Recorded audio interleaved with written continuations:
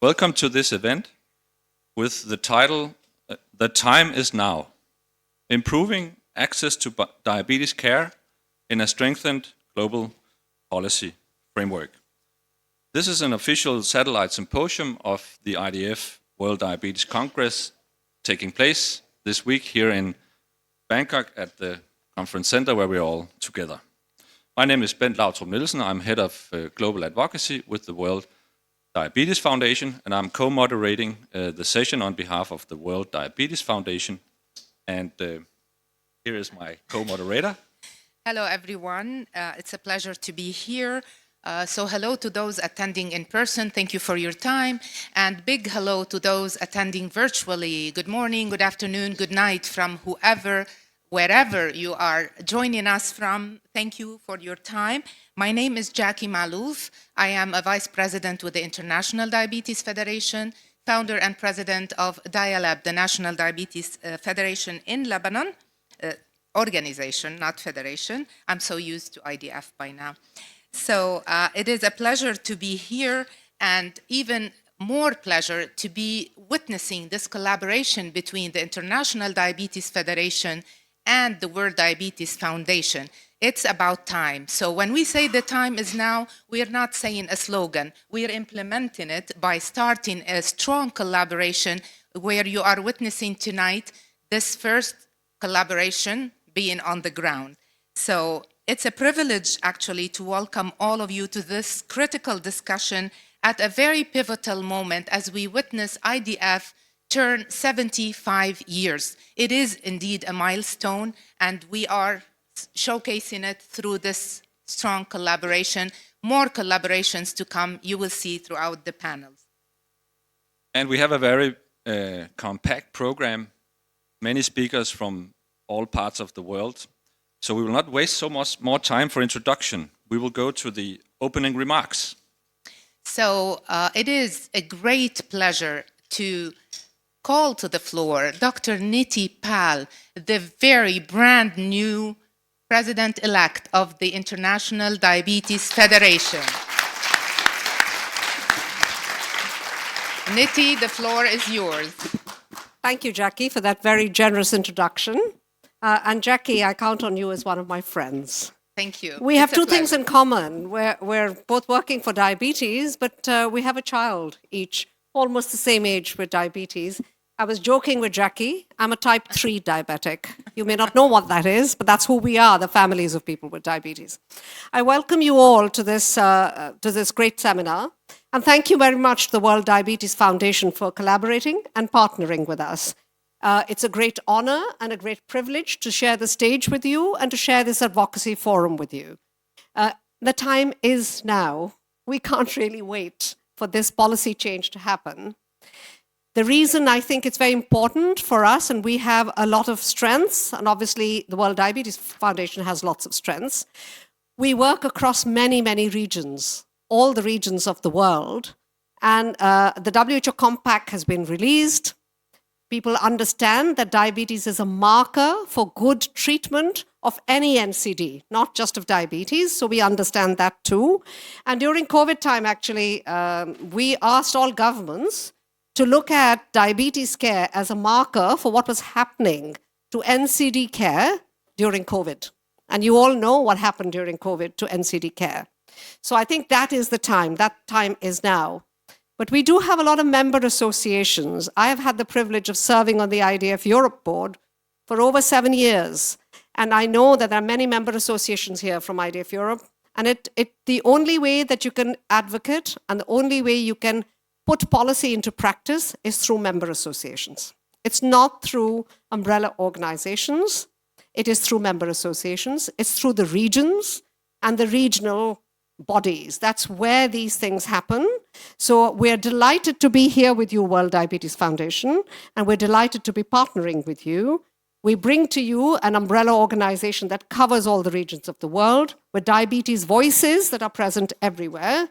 And the voices are both people living with diabetes and the professionals that treat them. Thank you very much for your attention, ladies and gentlemen. See you soon. Thank you. On behalf of the World Diabetes Foundation, I would like to invite our chairman of the board, Dr. Anil Kapoor, to give welcoming remarks. Please, Anil.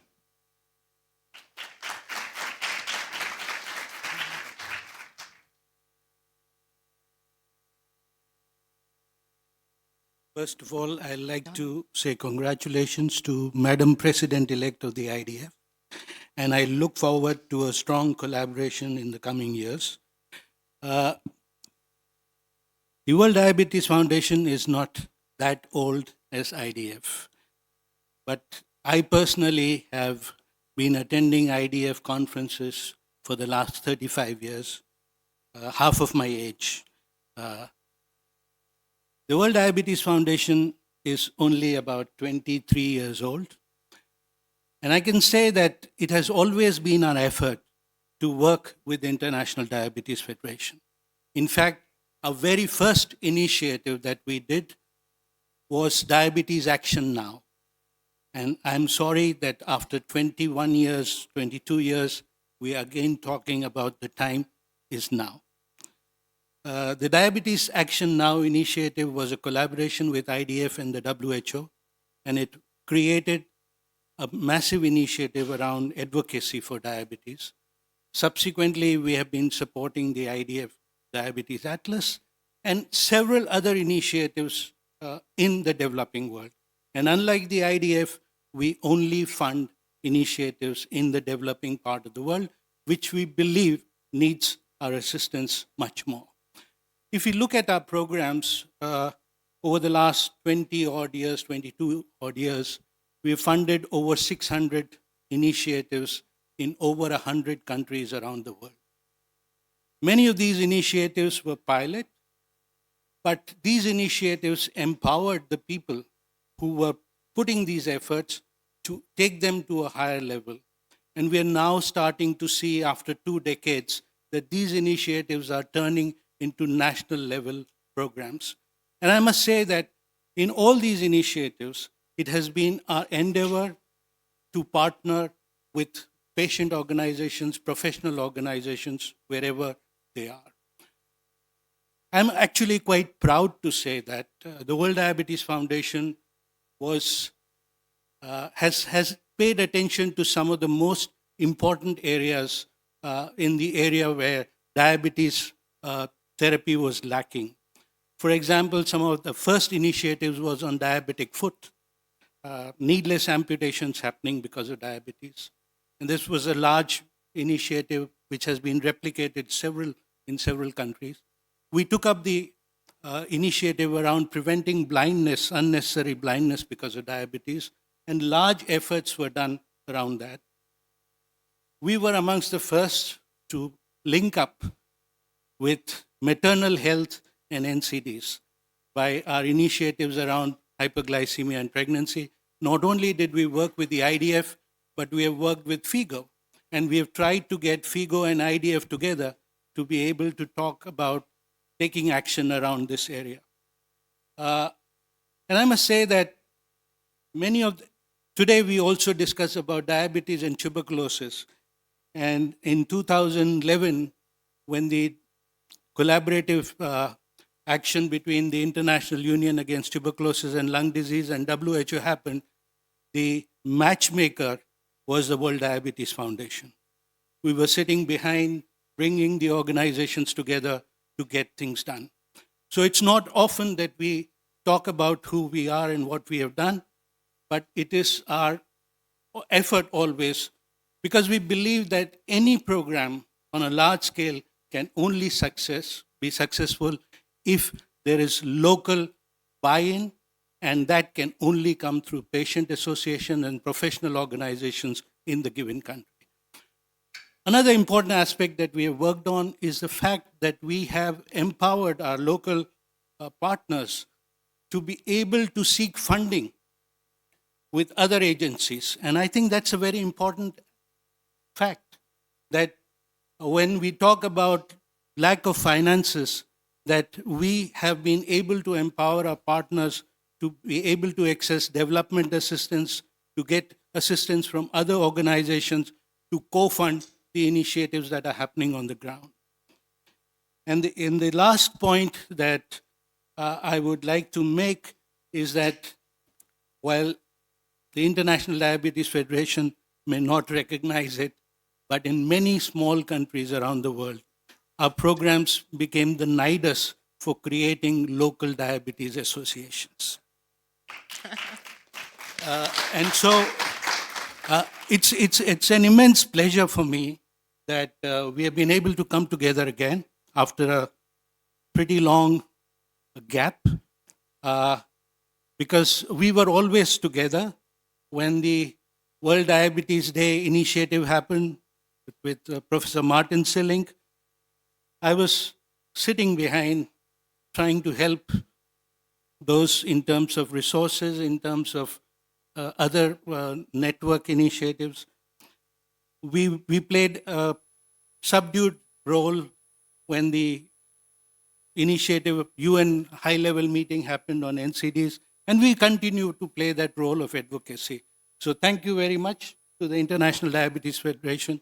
And I must say thank you to my colleague Bent, who has been a fantastic advocate for the cause of diabetes, not necessarily the World Diabetes Foundation. Thank you, Bent. Isn't it wonderful to see the organizations compete to help people living with diabetes? Isn't it wonderful? That deserves a big applause, right? Thank you very much, Anil. We are now entering the session program. It will consist of 4 sections. First, we will have keynote interventions from the WHO and from a representative of the Blue Circle Voice. Then we will move to the first panel, which will be about national NCD and diabetes programs. The second panel will take a step into more regional and advocacy perspectives, and the fourth and final section will be a closing segment with reflections and plenary debate. We will ask all the speakers to be very mindful of time. We have so many speakers today. We wanted to give the opportunity for a lot of voices to be heard and shared here at the conference. Please, Jackie. Thank you, Bent. It is with great pleasure that I will invite our next speaker, the keynote speaker, to the stage. But I would like to say that the International Diabetes Federation takes pride in working in alignment with the WHO goals and guidelines. So my pleasure to invite Dr. Guy Fownes to the floor. He is the director of the Department of NCDs with the WHO, along with many other titles. Our speakers have long bios. I invite you all to look at them because they have done a lot of achievements that for time's sake, we cannot read all their achievements. Dr. Fownes, the floor is yours. Thank you. Thank you so much, Jackie. And good day to all here in person, and very especially to those joining online. This is an excellent opportunity to have a hybrid discussion, and hopefully we have some sort of engagement and comments from those online. Looking forward to hearing those insights. But thank you so much for the sponsors, IDF, WDF. I can legitimately call you traditional, long-standing partners of WHO. We've had great experiences, collaborations, and partnerships across many, many areas of the NCD and even beyond the NCD agenda. So thank you for the invitation and for the very, very important discussion. And the keynote speakers, Dr. Kapul, Dr. Pal, thank you so much for your opening remarks. I could not agree more. I think both of you pointing to the fact, and this is very much owned by WHO, acknowledged by WHO, as we move into supporting, as we have designed, developed this strengthened global policy framework, which I will comment on, supporting that, exactly strengthening the policy options, policy interventions for member states. But as we move into supporting regions and countries, we can definitely not do this alone. We need to count on our partners, count on the networks that our partners have convened, the power of partners, the power of lived experience, the power of youth, the power of young professionals, as we move into understanding the contextual needs on the ground and how we can translate this global policy framework into action on the ground that is sustainable, equitable, and relevant to our communities. But then let me start my presentation by also aligning the first part of the title of today's session, which is Time is Now. And yes, Dr. Kapul, we've been We've been urging that the time is now for some time now, but it could not be more important. It could not be more relevant as we move into a very important milestone at the end of this year, which I hope I'll touch on a little later. But let me go through a bit of what WHO has been developing, and not alone, by no means alone, has been developed from the very start through a very multi-stakeholder, multi-sectoral approach. And I think this will be sort of also a very important thread throughout our discussions, throughout solutions that we identify, and throughout the next steps that are required to support our countries. It needs to be multi-sectoral, needs to be multi-stakeholder, from design to implementation and to monitoring. So at WHO, my first slide here, I think we can start. The time is now, and I think we come back to this, and the time could not be more urgent. The call for enhanced attention, multi-stakeholder attention to the rising, acceptable rise in the global diabetes burden has to be addressed, has to be urgency. You'll see there at the far left of the slide, the latest of WHO's estimates, which identified that 828 million people as of 2022 are living with diabetes. This is extremely alarming, as it is a fourfold increase since 1990. And it's not only the fourfold increase, the accelerated progress of the NCD burden, the accelerated process of the impact on those living with diabetes, but it also is the realization that more than half of those living with diabetes, more than half, 60% almost, adults living with diabetes are not taking medications for. And of those that are not taking their medications, 90% of those adults are living in LMICs, low-income countries. This is a huge, huge equity discussion.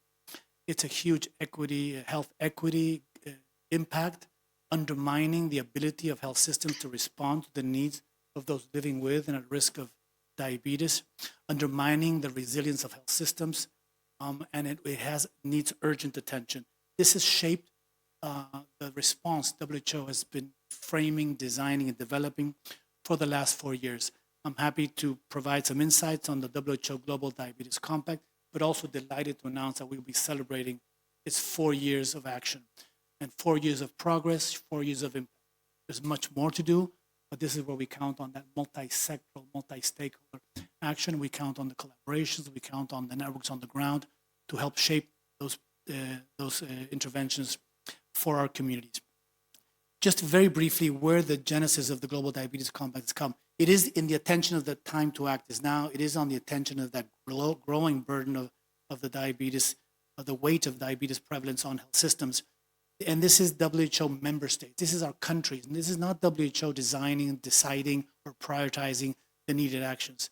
This is convened at the WHO, the World Health Assembly, where the full force of the member states of WHO came together and understood this is the time to act. We need to request WHO to support us, partners to come on board through a multi-stakeholder action, and we need attention to very key areas, pain points, and gaps in the NCD response. That was developed and delivered through a WHO resolution, which is very important because that's a resolution that is consensed, agreed on by all WHO member states. So it is a very, very powerful sign from our member states. Act, WHO, partners, act now, act with urgency, support us, help us, and this is the roadmap that we need you to support us on. The resolution, very, very, very detailed resolution with very clear actions and tasks given to WHO and partners. A year after that resolution, in progress in understanding what the vision was for that action, for that convening of partners and the advocacy around the gaps in the diabetes agenda, member states endorsed then the 5 global diabetes coverage targets you see there on the right. Very, very important to convene the partners, to convene advocacy, to convene attention, but also to start immediately, as soon as possible, by 2030, obviously, but even before if we can, and we have some success stories where countries are demonstrating progress even before that deadline of 2030. Across those very important targets, 80% of people with diabetes are diagnosed. 80% of the 828 million people living with diabetes need to be diagnosed by 2030. Of those diagnosed, 80% of those need to have good control of glycemia and should have good control of blood pressure. Of those living with diabetes over the age of 40, they also need to be receiving statins. And importantly, 100% all of the population living with type 1 diabetes need to have access to affordable insulin and blood glucose self-monitoring. Very clear, very precise, very important, addressing the pain points across the health system, delivery, the cascade pathways, and the service delivery pain points. And we'll maybe touch on some of those. We have the commitments from member states. We need your support on this. We have the roadmap, the vision. We need to reach these targets by 2030. How do we get there? The Global Diabetes Compact is there to exactly guide member states, guide partners in a very, very conscious, very deliberate, a whole of systems approach to addressing the diabetes impact. Then you'll see the 6 work streams that address that systems approach to respond to those living with diabetes. One is to understand better and promote and progress on the access to essential, quality, affordable diabetes medicines and associated health technologies. Very important, and I'll give a bit of detail, slight detail on that, as it is certainly part of our discussion today. But also a very important work stream that is WHO's key role: norms and standards, evidence-based guidance, science, the science behind the guidance, the frameworks, the interventions that will shape health systems at country level. And there's a very, very healthy portfolio currently already being developed, launched, but a very, very important pipeline of technical products, guidance, evidence, policy briefs that guide member states in their actions. The third is very important. We need to, first and foremost, prevent, promote healthy lifestyles, address the risk factors, the determinants that are impacting on that huge growth and prevalence of those living with diabetes. I would say the most important one is work stream 4. How do we convene all of our efforts around this policy discussion and policy implementation to support countries? How do we take policy interventions and translate them into impact on the ground, and not necessarily at national level? Very important, and that was touched on by our keynote speakers, very importantly, at the subnational community level. How do we address the contextual needs at community level across all of these areas? Research innovation, certainly underpinning all of our science and evidence generation. And the last one is something that also will be touched today, is the governance. How do we really ensure multi-stakeholder? How do we ensure collaborations? How do we ensure multi-sectoral approaches to the sustainable solutions that we are designing? A little bit of insights into workstream 1, which is so important for our discussion. How is WHO taking the lead on understanding the pain points on the access to essential diabetes medicines and technologies? Certainly we have those 3 bullets. A very important one is that we are engaging with the private sector on ensuring that we have a collaborative approach with the private sector on improving access, affordability, fair pricing, procurement, and sustainability of insulin and associated health technologies. You'll see there a few examples of how we're delivering that. Private sector dialogues on how they can deliver commitments, they can define commitments that the industry will make to support public health measures on the ground. Pre-qualification is so important, and we're moving forward on several pre-qualification streams that you'll see there, and then a technical brief on very important for LMIC countries and rural communities on thermostability of human insulin. And the others are additional sort of access discussions. We are just now proposing for the next WHO essential diagnostic list advice on personal use of glucose monitoring devices as part of the WHO essential diagnostic list. And there's an ongoing project, very important ongoing project on forecasting, NCD Medicine's forecasting and quantification tool. We are piloting in Ethiopia, and hopefully that we can scale that very important tool across other countries. Stakeholder engagement. This is probably also the golden thread across our discussion, and I see time is running out. And moderators, I'll resume quickly. Stakeholder engagement. Through the global platform, the global compact, we have very clear engagement opportunities across FUC. We have very clear focus on how do we engage with member states through regions and our country offices, but ensuring that we're engaging with member states, understanding their needs, their priorities, and their gaps. We have technical advisory groups. We have a very important WHO Global Diabetes Forum, which convenes more than 140 partners, and I encourage you already to join this forum if you have not already. I see some familiar faces. Join the platform from organizations, from lived experience, and from communities. We have also a very important platform on engaging and empowering lived experience, and also what I mentioned, engaging the private sector. But this is the global environment, the global dialogue, how we convene our forces, our resources, and our attention. But then what do we need to do? We need to trickle, translate, and develop that into the regional adaptations and then into the country implementation. Regional adaptations happening across all 6 regions. For lack of time, I will just see that all 6 regions are adapting, implementing the Global Diabetes Compact in their own context, and with that, further supporting countries. And one example of that is a very, very important, really important project, Diabetes and Cardiovascular Disease Initiatives in Africa, the CCARD Africa, and I acknowledge our excellent collaboration with WDF on this. I will leave these slides there so you can have more access, but this is the ultimate end game. How do we support, how do we bring all this together, translate our policies into action on the ground, and how we contextualize it for the needs of our different populations? Just to land on 2 more slides, on the very important engagements platforms with civil society and our partners in the civil society space, but very importantly, in addition with our lived experience communities. And we at WHO have really walked the talk lately on the meaningful, productive, respectful, inclusive, representative engagement with the lived experience across the NCD agenda, and very particularly excellent demonstrations of how we're doing that within the diabetes program. But very much, and you'll see there are some initiatives that we also call on you to join us and join forces, participate. This is a real meaningful. We do bring you in on the design and development and discussions on policies all the way through to the implementation and monitoring. And hope we can do even more through that. And you'll see there's some opportunities to engage on that. And then the global, a particular unit of the WHO is working further on this engagement opportunities, multi-sectoral, whole of government and multi-stakeholder. And that will be my last point. I think we need to, and especially across the whole NCD agenda, but very especially for the diabetes, we need to have a very clear focus on multi-sectoral. How are we working across government sectors? This is not a solely responsibility of health sector. We need to understand, and we need to empower our health sector to be able to engage, sustain engagements, and identify those win-win opportunities across different government sectors for the benefit of our populations. And then the multi-stakeholder engagement of whole of society. How do we bring all relevant partners on board? And we have ample examples of how we're doing that. The 4th high-level meeting on NCDs.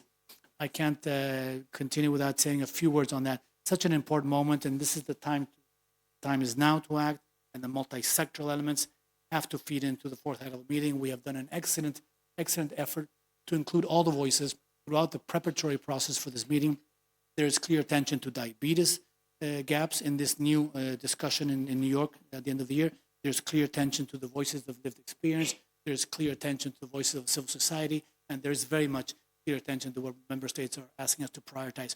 All of that will feed into that September meeting, where we'll discuss NCDs and diabetes as a development issue.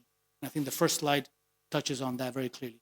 And I invite you to already engage in a pre-event before the September meeting, which is on the 2nd of May. It's a multi-stakeholder hearing where we invite all of you to raise your voices, raise the priorities, raise those nuances that policymakers at the global level don't have the necessary knowledge or expertise to identify. You do. Please ensure those nuances are well represented in the discussions in New York. And I will leave it at that. I leave you with some QR codes, which access many of our newsletters, our resources, the GDC forum itself, where you can join, and the GDC webpage, where you can find all of the resources I have mentioned and much, much more.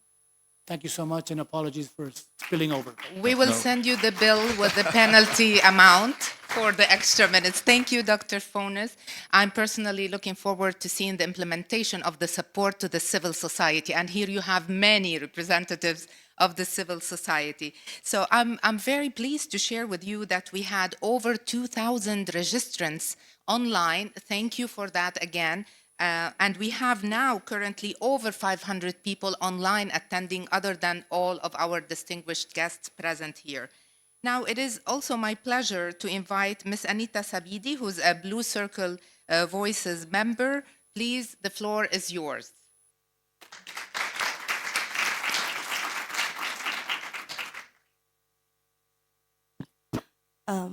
Good afternoon, good evening, everyone.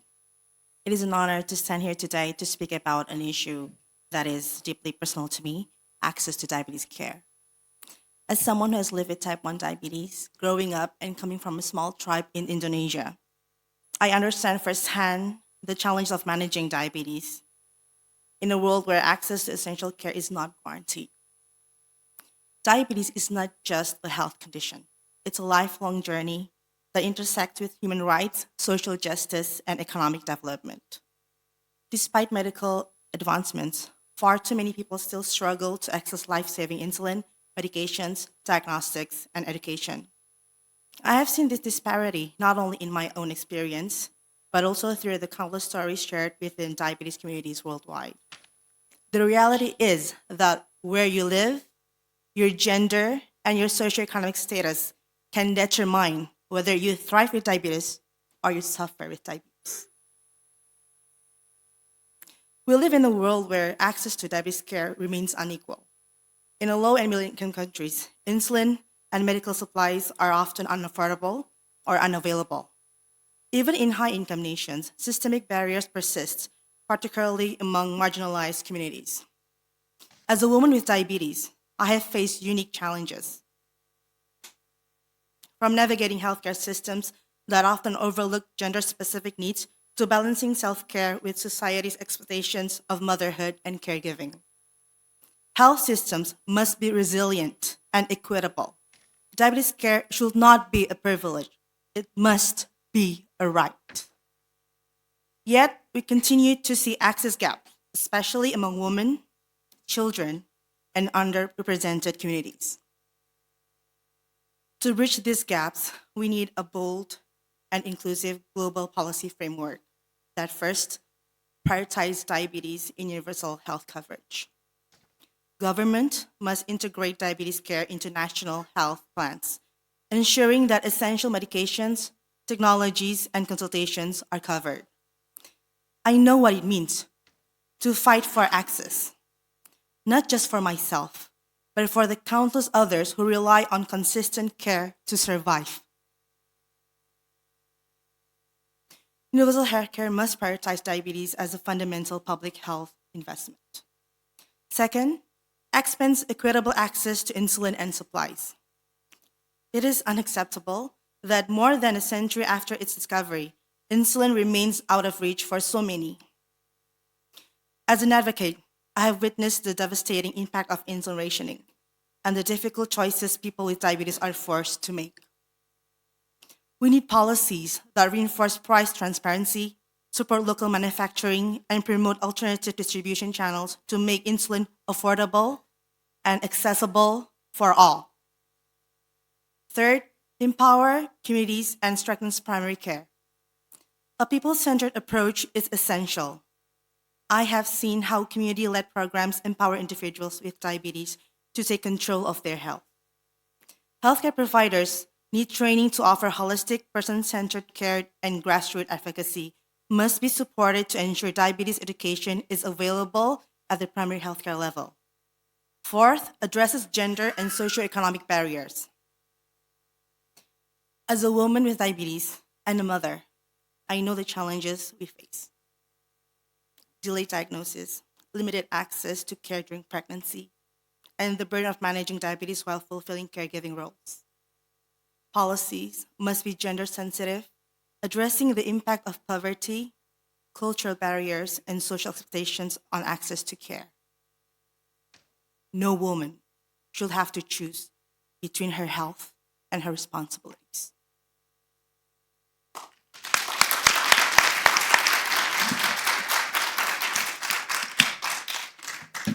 And fifth, advances research and innovation for inclusive care. We need research that addresses disparities in diabetes care, particularly for underserved populations. Digital health solutions, culturally sensitive education, and community-based interventions can bridge existing gaps, ensuring that innovations reach those who need the most. Achieving these goals requires more than discussions. It requires action. Government, international organizations, private sectors, and civil society must work together in urgency. Political will, sustainable financing, and accountability are essential to ensuring that no one is left behind. I stand here today not just as an advocate, but as someone who knows what it is like to depend on access to care. And I know that we can do better. I urge every policymaker, advocate, and leader in this room to take bold steps. Let us commit to a future where access to diabetes care is no longer dictated by wealth, geography, or gender, but it is guaranteed as a fundamental right for all. Together, we can build a world where diabetes care is equitable, accessible, and sustainable. Thank you.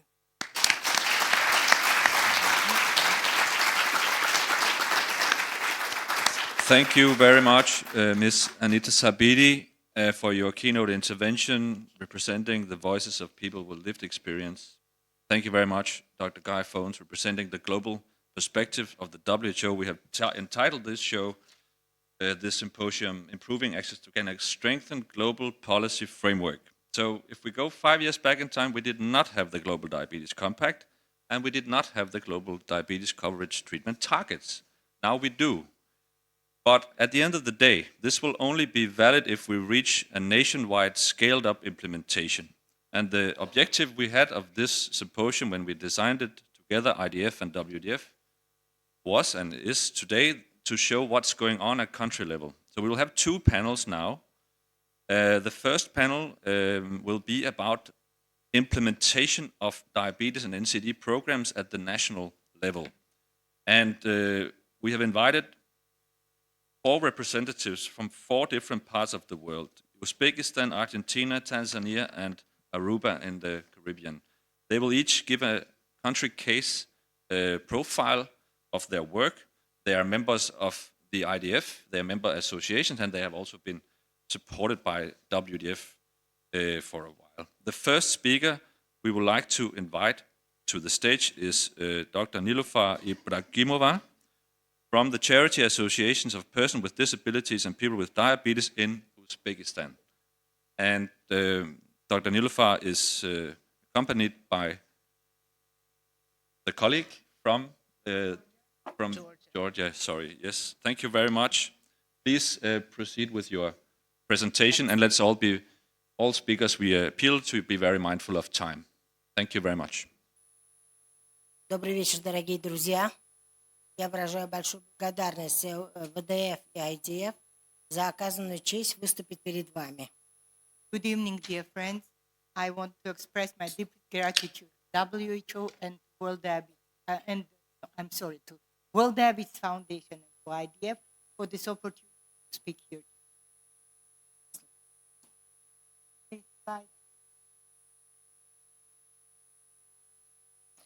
Миссия нашей организации – это прежде всего улучшение качества жизни людей, больных диабетом, и защита их интересов. So the mission of our organization is to improve the quality of life of people with diabetes and improve the quality of care provided to people in Uzbekistan. Next. Вы видите реализацию 4 проектов от Всемирного фонда диабета и реализацию грантов, которые мы получили от парламента Республики Узбекистан. Here you see the list of the projects that were implemented in Uzbekistan. 5 projects are World Diabetes Foundation projects. 4 of them were successful and implemented at the 5th in the progress at the moment.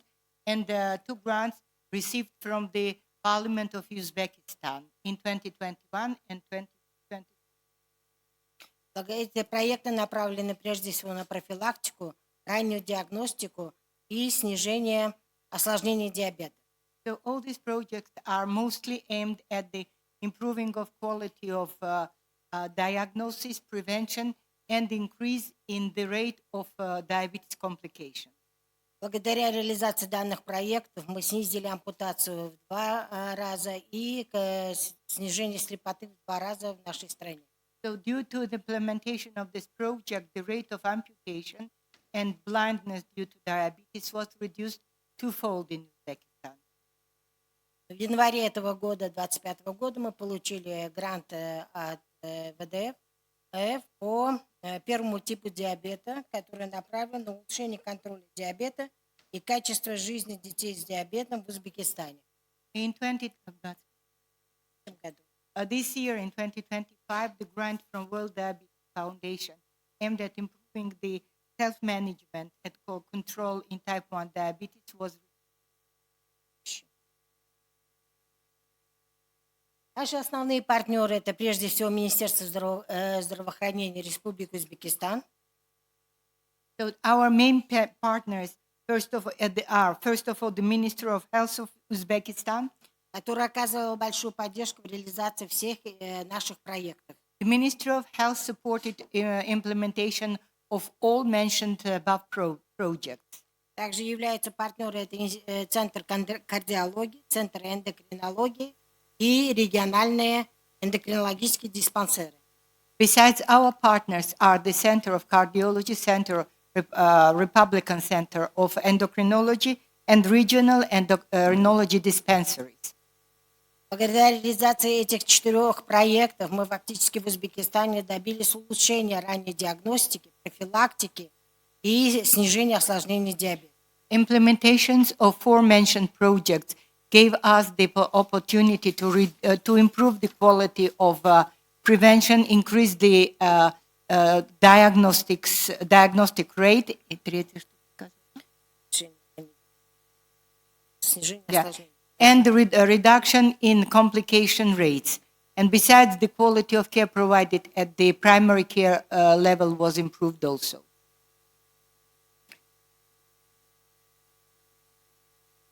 Значит, в 2024 году мы при поддержке получили грант от Всемирного фонда содействия сахарного диабета первого типа, который финансирует Panoramic Global. So in 2024, a grant for the support of the type 1 community and sponsored by Panorama Global was received. И успешно начали реализацию в 2024 году. In 2024, the implementation of the project was initiated. Вы видите количество медсестер, которые мы провели обучение в прошлом году. So here on the slide, you see the number of nurses that were trained during this project. They are more than 3,000 nurses trained. И провели 3-дневное обучение молодых от 18 до 35 лет больных сахарным диабетом первого типа. Besides training of more than 2,000 young people with type 2 diabetes in self-management training, where in self-management and control was carried out. Я хочу поблагодарить Ассоциацию грузинскую, которая оказала поддержку в проведении этих семинаров. So Nilufar Ibrahimova wants to thank Georgian Diabetes Association that helped Uzbekistan Association in carrying out these workshops for people with diabetes. Я хочу сказать, что основное наше направление и основная наша деятельность направлена на первичное звено. So our first the goal, the group that we are aimed at is the primary care level.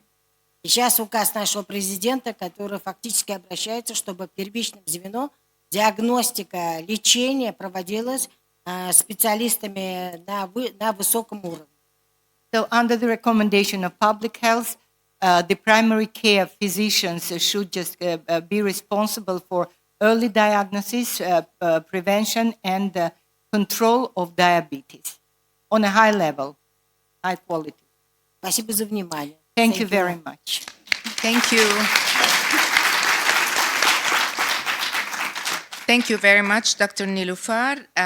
We just heard from Umid from Uzbekistan, and we continue our world tour to some countries to hear success stories and challenges. Allow me now to present Dr. Silvia Lapertosa, Commission of Institutional Relations, Sociedad Argentina de Diabetes. Bienvenida, doctora. The floor is yours. Thank you very much, Jackie, and thank you, the World Diabetes Foundation and the IDF, for inviting me and our organization to share with you our experience. To change the slide. Here, green, green.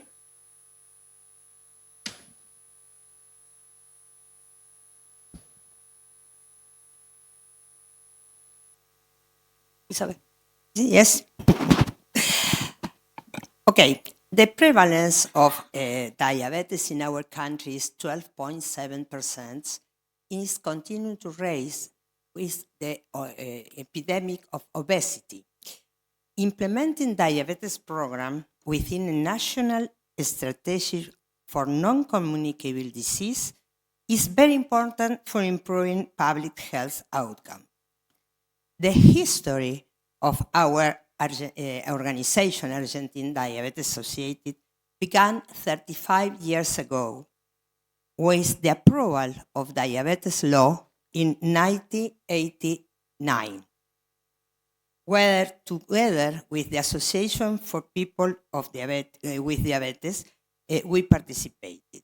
10 years later, the National Diabetes Commission was created, and shortly after, the National Diabetes Program was implemented. A strategic alliance between scientific societies, Association of People with Diabetes, university, government agency, and civil society organization is developing standard guidelines and various diabetes care strategies.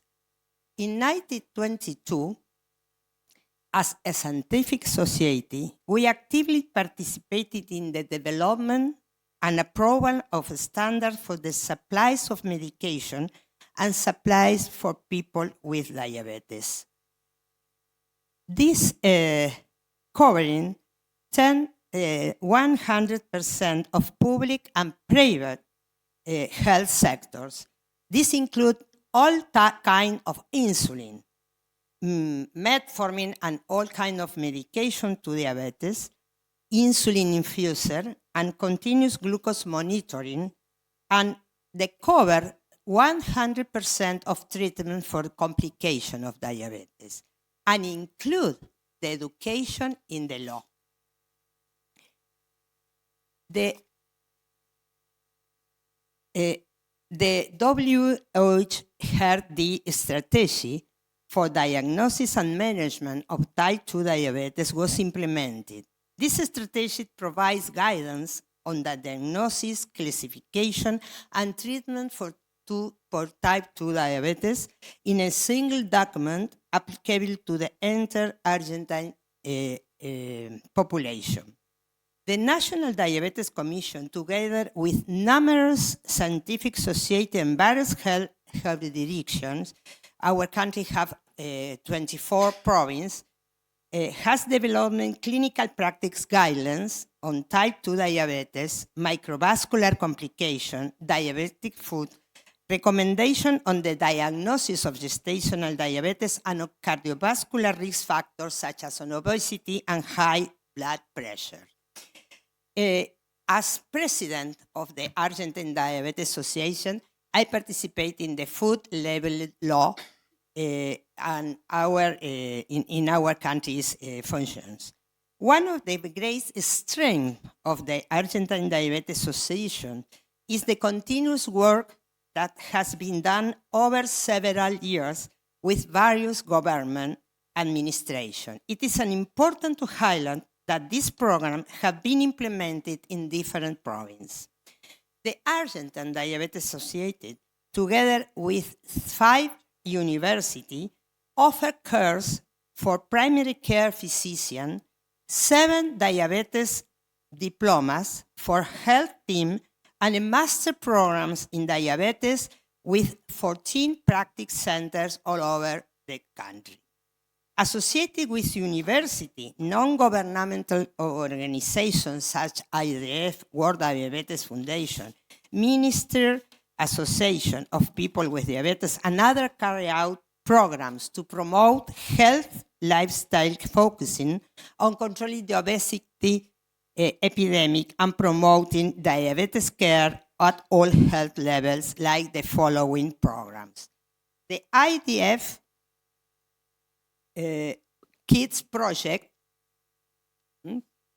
focus on controlling the obesity epidemic, particularly childhood obesity, besides educating teachers and students in type 1 diabetes, mainly in action against hypoglycemia. The Sing That Teach program for deaf people has set up the first clinical in primary care in the province of Mendoza. We support with Novo Nordics the Dulce Mowico program, named like this because in Spanish is the initial of each of the Aboriginal community.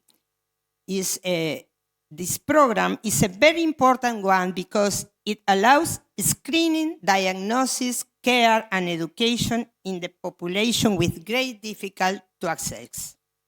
With the support of the World Diabetes Foundation, the project's comprehensive approach to strength prevention and care for vulnerable population within the public health system in Argentina for women with gestational diabetes, pre-diabetes, and type 2 diabetes is being carried out with 3 academic institutions, which our society collaborated closely.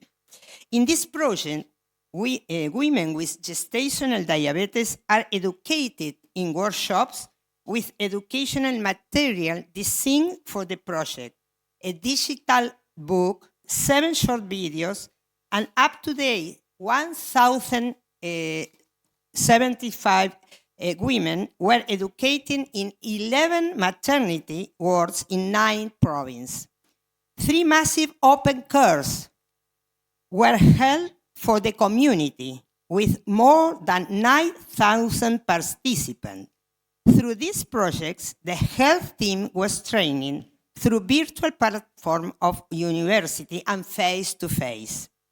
We have developed an easy-to-read guide for type 2 diabetes. This application has been validated with autistic children and people with low educational level. The good news, finally, the context is promising for going on working together with the support of the university and the Argentine Diabetes Society. Clinical practice guidelines, motivated teams, and the implementation of telemedicine allowed the expansion of the program, but it's not enough. Why? Because 6% of people with diabetes are undiagnosed. Half of those diagnoses have no treatment, and half of those treatments don't have good metabolic control. The turnover of health authority and some political change are causing some cuts in healthcare. We have high rates of comorbidity and low annual screening coverage to prevent complications. These challenges us to rethink strategies for assessing that is available, achieving greater commitment from government authorities, and involving more stakeholders in addressing the challenges. We believe in what we do, and we are sure that we will achieve it. Thank you. Thank you very much, Dr. Lapatosa. So we've been in Uzbekistan, we have been in Argentina. We will now go to a country which for many, many years has been supported by the World Diabetes Foundation through the Tanzania Diabetes Association, which has been a member of the IDF for many years. Please, Rachel Nungu, the floor is yours.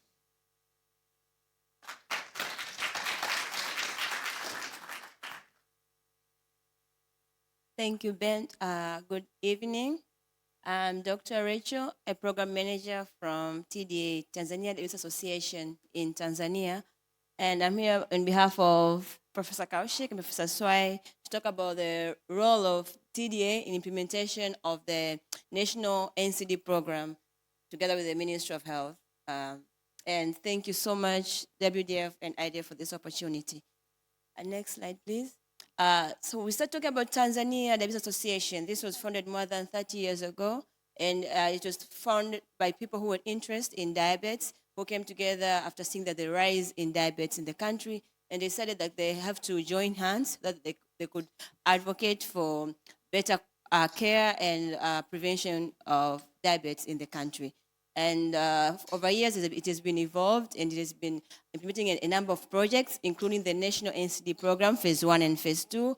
We have Diabetes Food Program, National Type 1 Program, National Diabetes Compass, Acute Care and Emergence Program. All these have been supported by the World Diabetes Foundation and others that have been, we have other programs that have been supported by other funders who have seen our work and have joined hands in supporting us.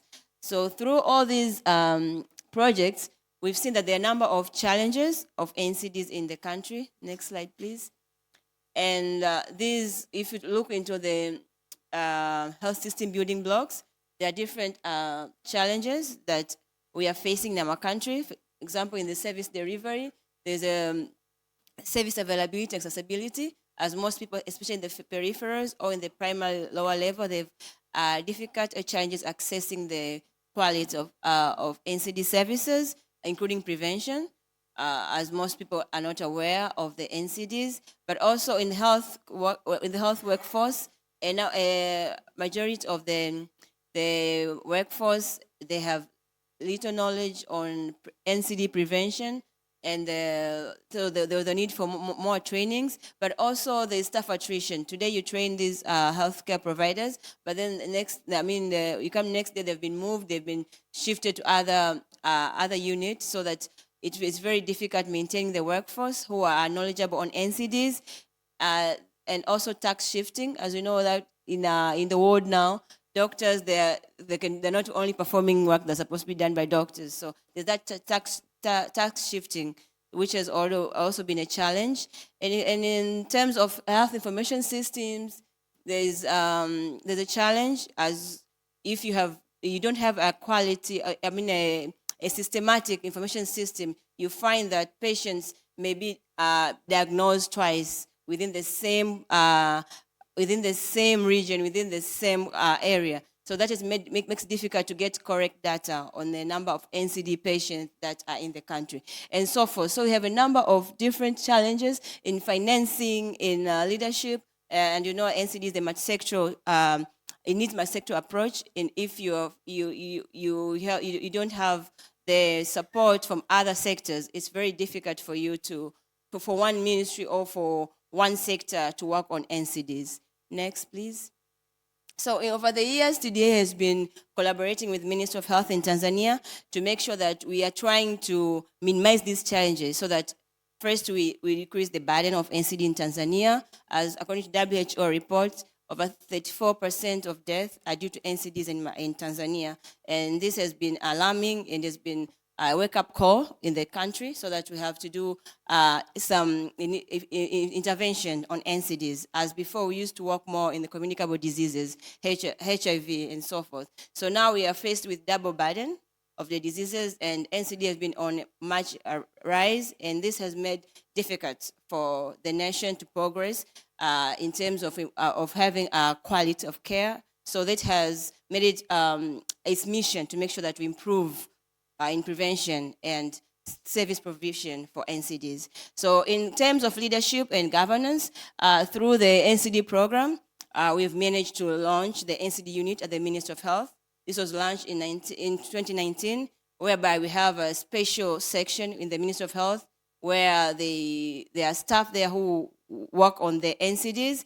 And over the years, we've noted that they started with maybe 2 staff members in the NCD unit, but over the years, there've been an increased number of staffs. That shows that there's that commitment within the government to make sure that the NCD issue is well tackled in the country. We've managed to sensitize members of parliament who take the NCD issues within the parliament, and we've managed to have the subcommittee within the members of parliament. Initially, it used to be just HIV, TB subcommittee, but now they've included NCD, so that they talk about NCD within the parliament of Tanzania. To make sure that we have enough budget on NCD, to make sure we are accountable on NCD prevention. And we have also managed to capacitate the leaders within the regional and district levels to ensure that there's supportive supervision and follow-ups of NCD's activities, even at the ground level. In terms of financing, there's advocates for universal health coverage.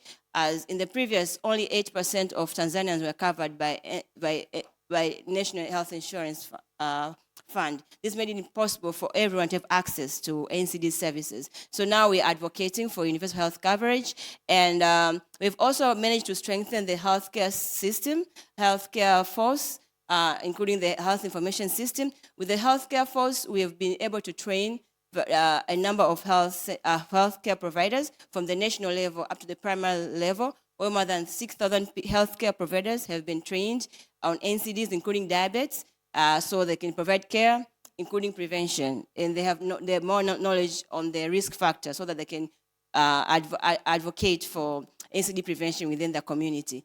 But also there have been issue of access to medicine, the essential medicine for NCDs, especially the insulin, where with more efforts and with more efforts that are done in the country, we've been able to support more than 6,000 patients living with type 1 diabetes that are in different clinics. Previously, we have only 33 clinics, but now we have 83 clinics within the country. And all these, they've been supported by different partners, including CDIC and the like, Left for a Child, whereby all these clinics, they are also being supervised by Ministry of Health, although they're in different parts of they are in different levels of healthcare. As you can see there in that small diagram, in the pyramid of the healthcare system in my country, from the community up to the national level, we've managed to provide services from the national, regional, district to health centers. So all these they can provide NCDs. They can provide NCD care. And now we have managed to even have insulin at the lower level. Previously, we used to have only insulin at the upper level, up to the level of region level, because they could have a place to store insulin. But due to the necessity of having insulin even at lower levels, we've managed to influence the government. So now through the chief pharmacist office, they've managed to make sure that insulin is also available at the lower levels. And next, please. And on the health information systems. 1 minute, please, Rachel. Okay, so as I talked about the strengthening of data collection system, previously it would be scattered at different levels. There are different levels of data collection systems, but through the advocacy and the ministry, I've seen the need to have one collective information system that can make sure that there's no double counting of patients with NCDs, but also to make sure that patients have followed up. In the future, we are looking forward to have the unique identity number, but currently we are making sure to have that patients, they can, all the systems are integrated so that the one patient cannot be registered twice. And on service delivery, we've managed to make sure that the availability of services, including the equipment, from the national level up to the lower levels, to ensure that at the national and tertiary levels where they receive a lot of complications, they manage to have those equipment such as funders that can make sure that they screen for these complications. But at the lower level, we've managed to screen patients. We've managed to screen the people from the community, where more than 40,000 people have been screened on NCDs. And after screening, they've been referred to health facilities where they enter the health system so they can get better treatment from there. The next, please. So they can get better care This from is the there. final slide, correct, Yes, Rachel? yes, Please. that's the final slide. Thank you very much. So, yes. Okay, so about what have been the good monitoring mechanism so far that has enabled TDA to work, the Ministry of Health to take up the NCDs.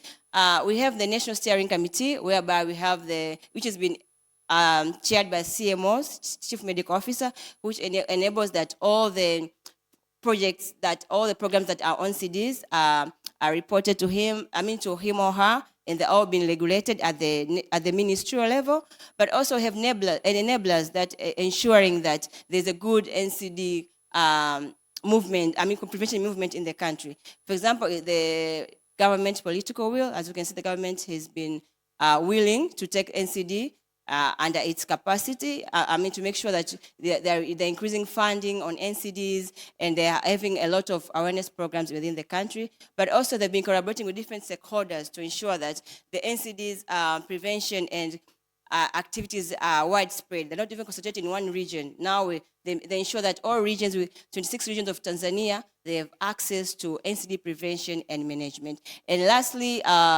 with funding from different international donors, but also the government has also been increasing this budget on NCDs. For example, even right now, they have increased their budget by 15%, where they are doing the NCD prevention, but also they are also working on purchasing different equipments that are being used in NCD prevention, such as fundoscope, fundus cameras to all 26 regions in the country. And lastly, I would like to appreciate the strong leadership of Tanzania Diabetes Association through Professor Kaushik and Professor Swai that have been ensuring the sustainability of NCD prevention in the country. They want to make sure that the government is on the front. We always make sure these programs are not owned by TDA. They are owned by the government to ensure that there is that strong commitment from the government. Thank you so much. Rachel. Thank you very much, Rachel. And we would also like to thank the government of Tanzania to have taken a strong leadership in the NCD response and building those multi-stakeholder partnerships that we heard from Dr. Guy before. We have a next Yes. Thank speaker you. in this first round, and we will be very mindful of time. Please also, we have a question and plenary question session at the end. Please keep your questions to the end closing session. So as we continue our Diabetes World Tour, I came up with this just now, and this creates a commitment bent as I suggest we do more of these sessions. We have many countries being active, and it's not fair to hear from few countries only. So maybe we do this on the road to the UN high-level meeting in New York, right? And we can include the WHO support with us, so we will be putting hand in hand together. So our jet continues now to Aruba, as we will hear from Ms. Nourian Arias. She is IDF Young Leader in Diabetes and mentor from Aruba. The floor is yours, my dear Nourian.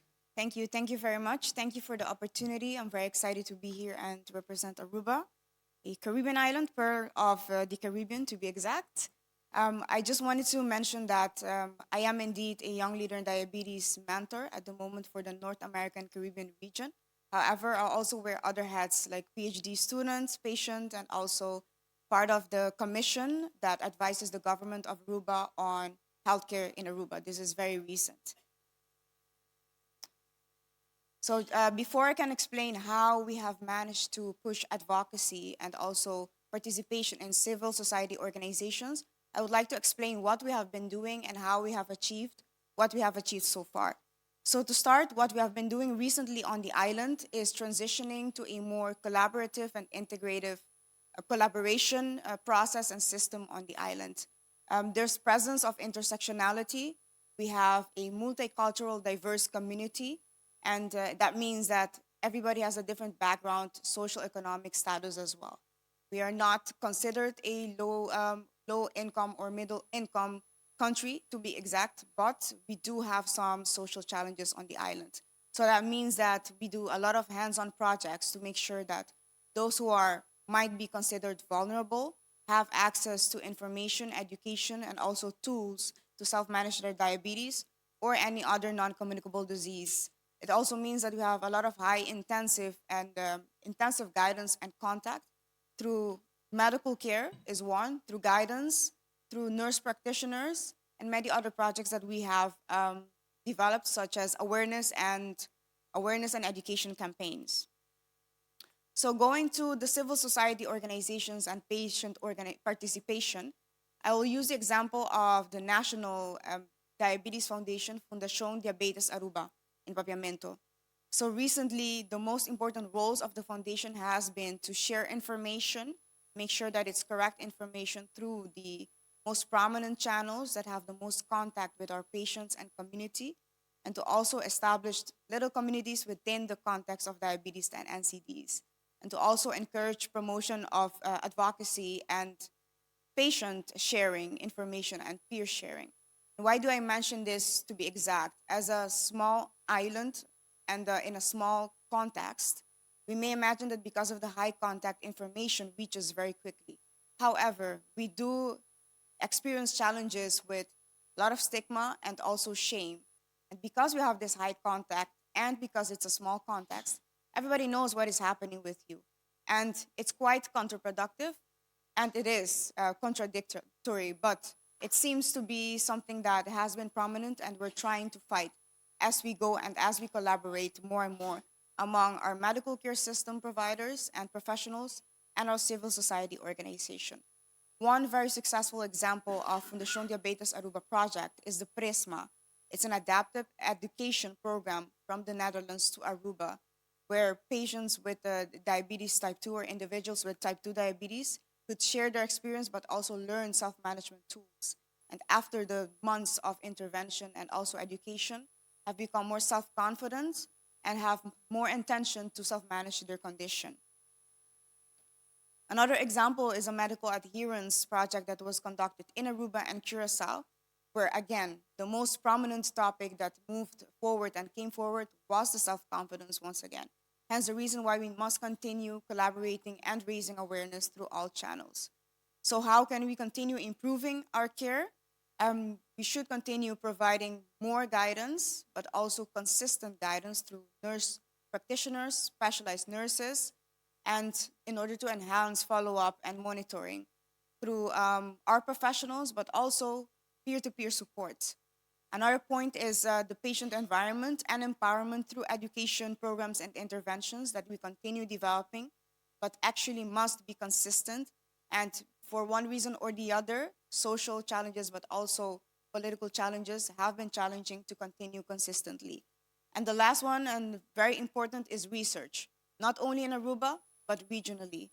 Our sister islands like Curacao and St. Martin, Bonaire, I can mention many more. We can learn a lot from each other. We are more alike and similar than we think, and that is a strength, and that is something that we are trying to benefit from in all senses of the word, learning from each other's practices and understanding where we come from. At the end of the day, some of the islands are part of the kingdom, and contextually, we can see each other in many similarities.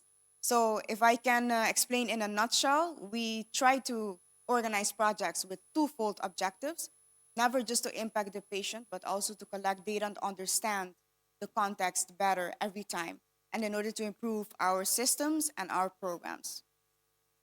So in a nutshell, thank you very much. And what we have learned, in short, is consistency, contact, and collaboration, but most importantly, care.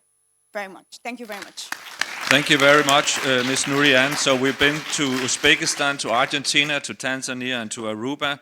We say the time is now, time to act is now, but certainly a lot of action has been ongoing, is ongoing, and that gives us all the hope that more can be done and we can achieve the targets we have set. But we have a second panel, and we would like to hear this time in this second round a bit more reflections from the speakers about the Global Diabetes Compact that was introduced earlier by Dr. Fones. And the speakers will reflect on their work in light of the aspirations of the Compact. The first speaker is Professor Abdul Basit, who is the president of the Diabetes in Asia Study Group, please. And the second? And I would like to say first, hold on to your questions on the first panel. We will give the floor for that. If you don't want to forget, put them on your phone. Write a note on your phone so you keep them for us later. Our second speaker of this panel is Ms. Lucia Feito Alonca. Please come to the stage. We will have our speakers being seated here at all times of this panel. And we have Ms. Osarengo Chima from Nigeria, from the Blue Circle Voices movement of the IDF. And finally, Professor Alicia Jenkins from the IDF Western Pacific. But we will start with your presentation. A few slides. Please be very mindful of time, Professor Basit. You promised me to be very concise of time. And you were allowed a few slides, so please go ahead. Otherwise, we're going to be very strict because we want to respect time. We also would like to have time for questions at the end. Thank you very much. Clock on, then 5 minutes from now. Thank you, the chairpersons. Yeah, my job is to tell you about diabetes in Asia. What are we doing as regards global dynamics? We know about the IDF vision, so I would not read it out. We have heard about Global Compact, the 6 components, and the 5 targets given. Why Asia specifically has been invited? Because 6 of the 10 top countries for diabetes, as numbers, higher numbers, are in Asia. So in 2007, these two visionaries, Prof. Shera Late and Arun Bakshi, they thought of developing diabetes in Asia study group. These were the think tank at that stage. Now I'll be having 4 topics in it. One is like prevention. So prevention first in Pakistan, in Bangladesh, they are doing tremendous work. China has got a blueprint. Turkish society, arrest diabetes. Indonesia, we have heard of it. And then India. So prevention ought to be the first thing we need to do. And as the global compact is coming for treatment modalities, etc., primary prevention still stays the main or the cornerstone. Next is technical work. What in Asia are we doing? So we had this Journal of Diabetology. I was the first editor of it. Right now, editor-in-chief is V. Mohan. And you can see at a glance that how many authors, reviewers, manuscripts are generated at the Journal of Diabetology. We are very proud to say that we take special issues out, like for gestational diabetes, for diabetes care in IDF MENA region. We talk about 100 years of insulin. We do not talk of 100 years of glucagon. We had a special issue for glucagon, etc., etc. And this JOD is not only getting popular in Asia, but across the globe, we are getting manuscripts now. Coming to partnerships, we are proud to have partnership with WDF, long-standing, not only for Pakistan, but in Asia. This is a project right now called Changing Diabetes in Children. We are training in Pakistan for type 1 diabetes, have centers working together. Adam Ghafoor, yesterday elected as IDF Vice President. And we have 3,000 children right now enrolled in Pakistan, getting free insulin, free HbA1c, etc. done. Where we work, 30 partner countries. And as you can see from Asia, there are a long list of countries which are partnering it. Right now, we are in the process of developing a national level and then global registry for type 1 diabetes. Harvard University is on board to help us out. And Bent knows we were a few weeks ago in Copenhagen, and we were discussing how to go about it as regards insulin and insulin for type 1, accessibility, affordability, all across Asia, all across the globe. Finally, about advocacy, we know about these sugary drinks and the taxes. We in Asia had a campaign. This is our Journal of Diabetology covering a position statement for advocacy that sugary certain beverages should have taxes. We have seen good results in India, in Philippines, in Saudi Arabia with it. What are the future prospects for us? We like to conduct studies. We invite all, not only from Asia, from all over, to conduct studies to characterize the state of diabetes within Asian regions. We yesterday heard Peter Shavas talking about type 5, which is our problem, type 4, which is majorly our problem, regardless of type 2, which is our main problem. To promote the publications of activities and formulate the national and regional guidelines, to ensure the participation of governments and NGOs, and to pursue active collaboration with national and international organizations such as IDF, WHO, WDF. I finally would like to memorize this Professor Akhtar Hussain, who was the past president of DAS and IDF. Thank you all for your attention. Thank you. We appreciate you sticking to the time. This is unlikely with Professor Bassett. He usually tends to take extra minutes. So as you can see, we continue flying our World Diabetes trip, our tour. So we will now hear from Ms. Lucia Alonka. Let me just briefly inform the audience that you will discuss the potential of the Global Diabetes Compact from the perspective not only of type 1, but also of type 2 diabetes. And in Argentina and Spain, 2 countries at the same time. Have you seen a plane landing in 2 countries? Here you go. The floor is yours. Hello, everyone. It is a great honor and a pleasure to be here as a Blue Circle voice representing the countries of Argentina and Spain to discuss the Global Diabetes Compact and its 80-80-80, 60-100% coverage targets, a framework that has the potential to change the life of millions of people living with diabetes. But how? What are these numbers? What do they mean? Well, the Global Diabetes Compact aims for 80% of the total people living with diabetes to be effectively diagnosed. 80% of those diagnosed have very good blood glucose control, glycemic control. The world is challenging control. As people living with diabetes, we can say that a better word could have been management, but we will go into that later. 80% with good blood pressure levels beyond the glucocentricity, checking other parameters. 60% of people living with diabetes over 40 years old to be receiving statins. This is the preventive side. And the most important one, 100% of people living with diabetes effectively having access to affordable insulin and blood glucose monitoring so that they can achieve the results they need to thrive, to feel good. Why is this important for people living with diabetes? When we live with type 1 diabetes like me, early and timely diagnosis is just essential because if the diagnosis is not doing in a timely manner, we risk our lives due to a possible diabetic ketoacidosis. So, early prevention, early diagnosis is a must. And now we are seeing so many screening programs taking place. So we have the possibility to detect type 1 diabetes even before it shows the first symptoms. These screening programs are changing everything. And there are even drugs available to delay the onset of diabetes. The targets related to the complications are affecting also people living with type 1 and type 2 diabetes. And that's why we want to maintain a blood glucose management that is as optimal as possible, because that's going to change the outcome of our lives, how we feel every day. Everything changes, the future and the present. One minute, please. Please. And also, it's very important that we have access to everything that we need.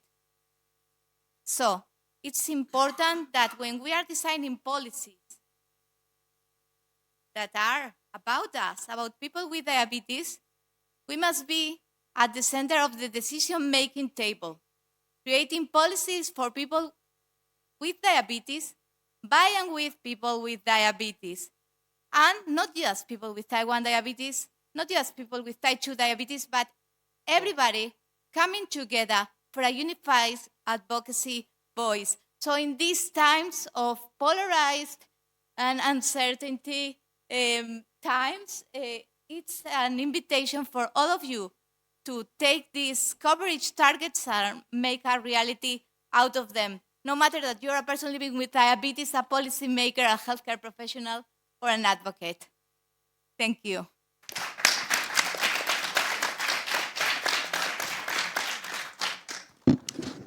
And the word will now be yours. Ms. Osarenko, you're also a Blue Circle Voice member, but from Nigeria. Please, your reflections, what we heard about the compact, and from your experience as a person with lived experience. Thank you. 5 minutes, please. Yeah. My name is Osarenko Ethel Chima Wongugu. I personally live with type 2 diabetes for 25 years, a member of the Blue Circle Voices, and also a member of the Global Advisory Committee for NCD, and also I run the NGO, Diabetes and Limb Salvage Foundation. As I stand here, I can't stand here to just speak about Nigeria alone, because Nigeria, we are 200 million, but we set the pace for Africa. I stand here on behalf of other African countries, so I can speak again alone for Nigeria. 4 years of Global Diabetes Compact. I was there from the beginning. It's like it's a project for me, and I owned it. The impact, I've lived with diabetes for 25 years. I lost both my parents, I've lost both my brothers, I've lost friends.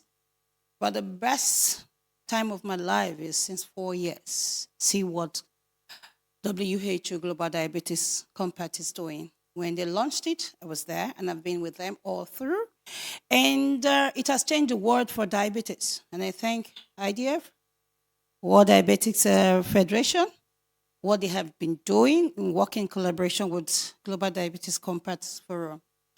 It has changed Nigeria for better. We are moving towards positive change, even though the struggle is huge. I'm very hopeful. And I want the whole of African country, like I have been doing the campaign, that not every NGO, institution, individual, you have the interest. Diabetes is what brought all of us here.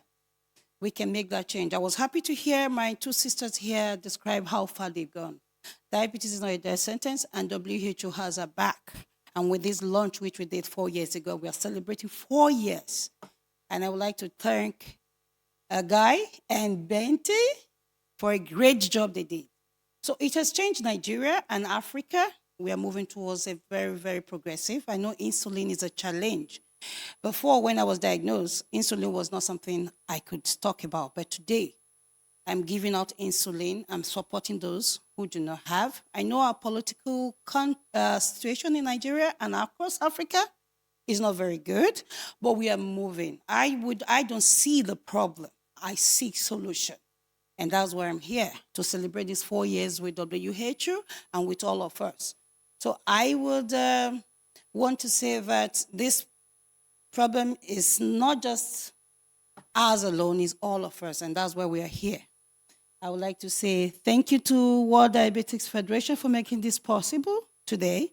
Like you promised, we are taking it to UN, and we're going to do more of this. And I hope those of us in low-income country, when they are giving us a voice to speak like this, getting visas is a challenge. I hope WHO will support us to make it possible that we are there to continue this struggle and this support. So the change is positive, and I'm very hopeful, and I know my children are not going to go through what I went through, and the future that we're sitting here with us. I say thank you, congratulations, and happy anniversary to all of us, because I know we're going to do a lot better. Thank you very much. Thank you so much.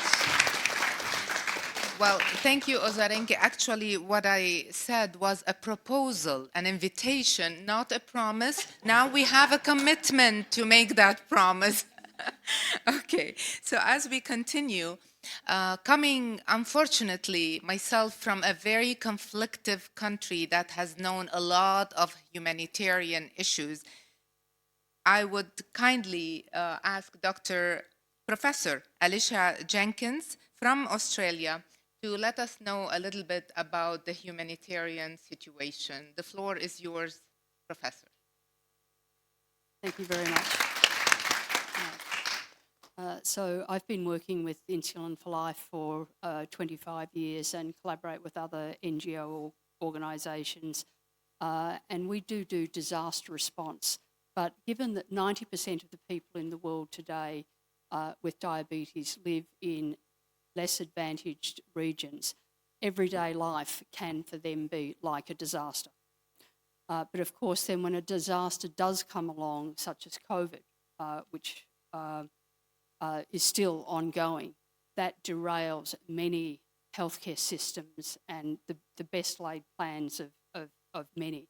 And it takes away costs, resources, it kills a lot of people, including a lot of the healthcare people. And whilst I think the goals of the Global Compact are fantastic, and I would love to see all of them met, I look at them and think, wow, would definitely like to see that. But then I think, shoot for the moon, and if you miss, we'll still end up among the stars. We've got to go for it. The quality and the quantity of life of many people today and the next generations are dependent on the success of these sorts of initiatives. I'd like to see, I think, at any given time, there's always a few disasters, natural disasters and man-made disasters that hit the news. There was Palestine, Gaza, We're hearing about the earthquakes in Myanmar and here in Thailand. But if you look at the website called Our World in Data, at any given time, there's often 50, 60 wars or civil unrest going on. And also then many natural disasters, often with less warning and with often years for recovery. So they will derail these fantastic plans and these initiatives, but deferring them is okay. Stopping them is not.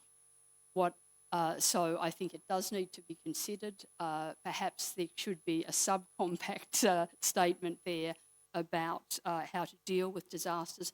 But we know that if a community, a country is better prepared, then it weathers and comes through disasters, be it man-made, better.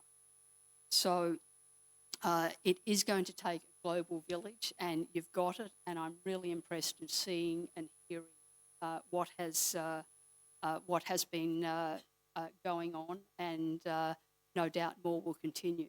As the IDF President Peter Schwartz has said, we are all the IDF. We are all the IDF and a part of the initiatives by the World Health Organization, UN, the Global Compact. Don't just sit up and watch. It's what you can do. We've got a diverse people, young people living with diabetes. We need individuals, communities, families, healthcare professionals, policy makers. It takes many, many organisations, and the Global Compact is a fantastic roadmap. There will be bumps in the road, but we'll get us there, and if it's late, it's still going to be great. Thank you. Thank you very much, Professor Jenkins. We have now been through the two panels. We had a keynote intervention from Dr. Guy and from Ms. Sabiti. We had introductory remarks by WDF and IDF. Now is the time for questions from the audience and also the online audience before we proceed to our closing segment. Yes, if we may ask, please, to be very brief with your question, and the reply maximum 90 seconds. If you kindly abide by that, it would be wonderful. And one question per participant or per audience. Yes, please. We've been good with the time so far. Let's continue with the trend. And before we have the question, I wish to say that just after the event, we have a small buffet or light serving outside. Please join us after the session for a bit of networking. Yes, please, let's have the first question. Well, first of all, I want to congratulate all the speakers. And, please say your name and your... Manuel Vera from Cuba. Yes, please. I want to congratulate all the speakers because they have done a very great work, but they have not mentioned the first thing they do. That's education. And education is the one has done all what they have to do. And I think it's very important to keep on giving education, because education will have advocacy, but education will have all the rest. And in matter of disaster, we have in Saka region a group of disaster that has made a webinar, has made a lymphograph, has made a lot of things that are we are agree with as Alicia has done. Thank you. That was more a comment, I suppose. That's also fine. Next question, please. But if I may say, there was comments about education in what we heard. Training nurses is an educational program. Training physician is. Everything is technically related to education. Let's proceed with the question, please. We had a question from... Yes, your name. I'm Shabin Naz Masood, Professor of Obs and Gynae from Pakistan. I have a confusion since a long time, and my question is to all the people sitting here, including our panelist, Professor Basit, that we have been advocating, we have been teaching, we have been training, but every year, after every 2 years, we hear that diabetes has reached from 500 million to 800 million. So why is that so? Are we not reaching the patients? Are we not advocating properly? Or is the disease very notorious? Or are we screening more? I don't know. So I often ask this question, that why are the numbers escalating every day, every year, in spite of so many things going around? Could we have a panelist response here, please? Yeah. That's actually part of my project. how to drive down the figure. And it's because we've not been involving those with the lived experience. We just started doing that, the IDF, WHO, and CD, they just started involving people with the lived experience, inclusion. And also we've not been doing prevention, we've been doing management, is what the world has focused. So it's prevention. Take it to them from the school level, from the young age. IDF has started diabetes in school, capture them young. So from that young age, you're preventing, you're teaching them everything. So for the next, from now, in the next 10 years, I'm sure the figure is going to go down. And also we have to get the government involved so the policy will change. I was in Kigali and I saw what happened there. And then it was Japan also did a presentation during World Diabetes Congress launch. They said what they have done. They changed policies. They went back to the roots, involved children from the young age. So you see the figure going down. That's how we all are going to do it. I think that's basically what I know and I'm believing is going to work. Sorry? Yes, and management, support, family support, get your family involved, and the government. Yes, A couple of other thank you aspects very to much. those. Another question here, please. Can we have the microphone? Sorry, just Okay, another- please. Yes, sorry, Okay, Professor Jenkins. Another couple of, as to why the numbers are growing. The success of your screening program, primary prevention is good, but for type 1 diabetes, it's impossible to prevent it. But the growing numbers of people with type 1 diabetes mean that they're surviving. So see that as a success. Good evening, everyone. I'm Dr. Nilesh Kapoor. I am from New Delhi, India. And I'm also Government of India's Technical Expert Group Committee member for diabetes. What I've seen in my experience is that the prioritization about NCDs is pretty low if you look at the priority of the ministries. And one of the primary reasons for that is an overdue focus on the SDGs. The way the SDGs has been constructed, the focus is more on maternal and child health. So don't you think it is time to kind of bring NCDs into the focus, because the reference to SDG which I was seeing was pretty indirect in terms of diabetes. So what happens in that is, because the focus is on maternal and child health, and this via SDG, the diabetes is very indirect, the prioritization is taking a back seat within the ministry itself. So don't you think we need to concentrate our advocacy efforts around this? Yes, and are you directing your question to a panelist or? A comment. Okay, please. Okay, I would like to answer to your comment that if you look at the SDGs and the subgroups under the SDGs, they are all interconnected and interrelated in a way that if you tackle SDG, and this is my area, if you tackle SDG number 3, which is about good health and well-being, what do we all want?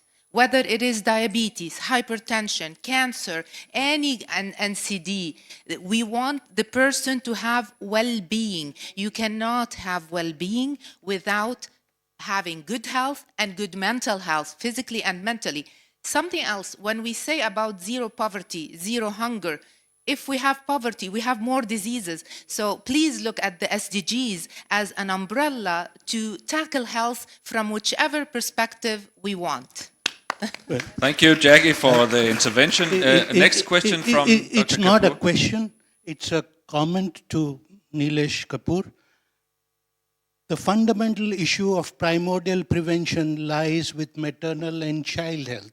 So if we want to reduce the burden, so I'm not too surprised that or agitated about the fact that maternal and child health is receiving attention. Without that, we will never be able to bring this curve down. Absolutely. Thank We you. have a question We have a here, question. Beatrice, please. Professor Misbah. Okay, we also welcome Yes, brief yeah, comments, just a please. short, Brief yes. comments, brief comments. Yes, the health system in all are. Sorry, where are you from, sir? From Egypt. Egypt, thank you. Kamil from Egypt. Yes, please. Sherelect of Egypt. The problem that the health system is still going in the underdeveloped countries for the acute care, not the chronic care. So we, for a long time, neglecting the NCDs and what is related to it. So it is going up. Now is the time to act. So this is maybe the key point that we must address. So it's a great title. The time is now. Yes. And I would say it was Yes, yesterday. thank you. We have a question here, please, and one behind. Okay, we go behind first. Then, you'll be next, sir. Okay, please go ahead. And your name and your origin, please. Ramas Kurashvili from Georgia, member of IDF. We know very well names of enemies, diseases, war, cold heart of healthcare providers. And the media also, some media is an enemy, ignorance is an enemy. We need new friends. For example, in Georgia, we have a first lady, our friends of people with diabetes. Georgian parliament is a very good friend of people with diabetes. What about in your country, for example, in Pakistan, who is the #1 friend, new friend only? Spain, Argentina, Nigeria, Australia. Alicia is the great friend of, very great. Sorry, what's your question, sir? Your comment, please? You have a question to the panel? Yeah, question. Name of our supporters, new supporters. Question? Or you're suggesting? Yeah, what do you know? Okay, Pakistan. like my country, the new minister of health. Not Georgia. No, I'm talking Nigeria. about my country, Nigeria. My president, my new minister of health, is very NCD friendly. And last month, he just gave an approval for a budget, and not just budgets. He gave approval for them to provide point of care for people living with diabetes and other NCD, which we haven't experienced all my life of living with diabetes. I've not heard that before. So he's very friendly, and that's why I'm going home with confidence that I have something to discuss with him. So that's about Nigeria. And Ghana too. I've had the Ghana government is very friendly and supporting. So we are having very progressive move coming to Africa. When I told you that Africa, WHO is changing our word, Global Diabetes Compact, I'm serious about that. So I'm sure next year you will hear something different. Thank you, Ozarenkib. Let's please, Dr. Bassett, keep it to maximum 90 seconds. And any other questions from the Ramaz, floor? you asked Yes. about Pakistan. So in Yes. Pakistan, for the first time ever, with our advocacy, with all these programs, etc., we had the concept paper approved by the government for 6.8 billion rupees, first time ever in the history of Pakistan, to be given for diabetes. It's only last week. And the next question here from, yes, your name and designation, sir. Professor Bishwajit from Bangladesh. My question is to Dr. Guy from the WHO. In your presentation, yes. In your presentation, you mentioned about the 80% people with diabetes are diagnosed.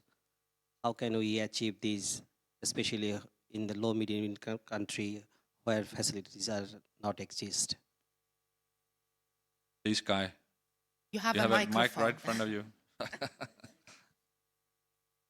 It's on. Right, it's on.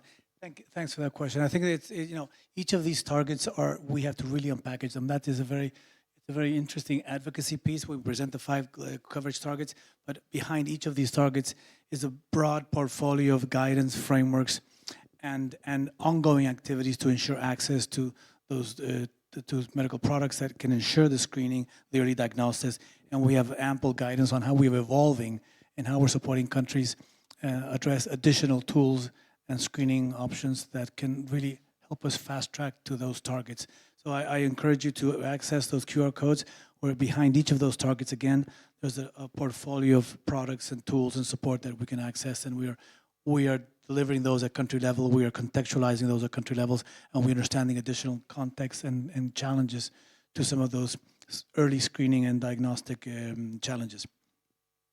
Thank you very much, Guy. And Professor Elton, please. Thank you. I'm Muhammad Al-Tom from Sudan. I think it is the last minute. It could be the last question. Very hot one, opening eye.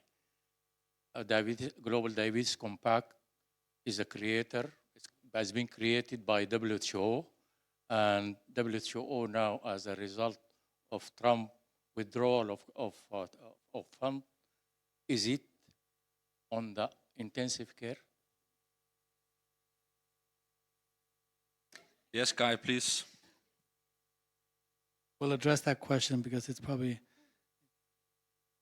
It's on. Yes. The impact of any financial decision by member states on WHO, we will address, and we do address. In this particular situation, we have to really understand what is our core business. How can you continue, protect, and prioritize the core business of WHO? I can confirm that the Global Diabetes Compact, its implementation, its adaptation at regional and country level is a core business of WHO, and we count even more on collaborations and partnerships to make this happen. But it is completely prioritized as core business of WHO, and please be confident that we will be with you, with regions and countries supporting the implementation in all of its phases. So, it is more a comment than a question. So I'm Elena Shelstova, already from Georgia.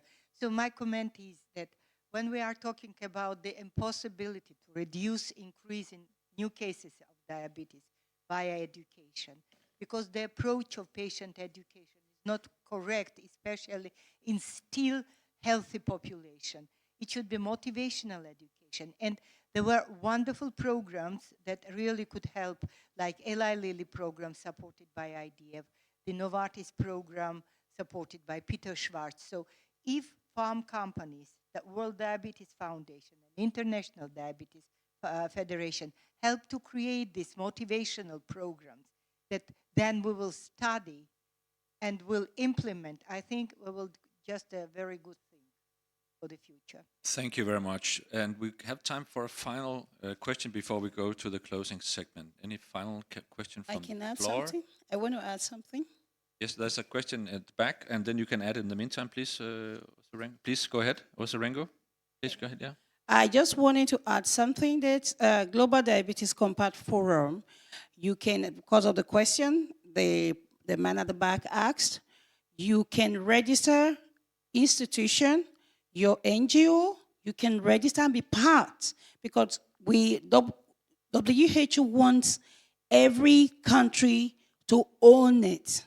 So NGO, government institution, hospital, if you know you are doing something on diabetes, or whatever you are doing, please register and be a member of the WHO Global Diabetes Compact.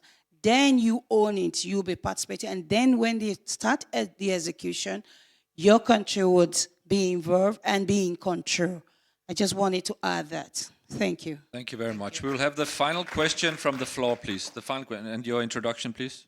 Yeah, thank you so much. My name is Oren Ombiro. I'm from Kenya, working with Medtronic Labs. So my question is still to WHO.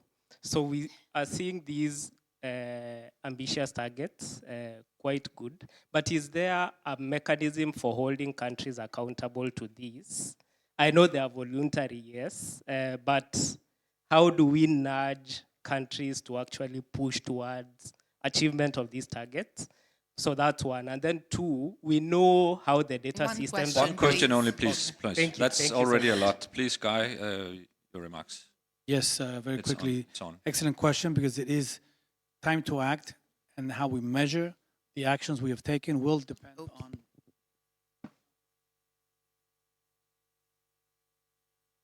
There we go. It will depend on strong accountability mechanisms. First and foremost, we are working with countries to understand how to measure that progress across those achievable coverage targets. These are achievable, ambitious, but achievable. And again, we have a portfolio of resources to support the achievement of these. But also we need to ensure that we are measuring, countries can measure progress into and beyond 2030.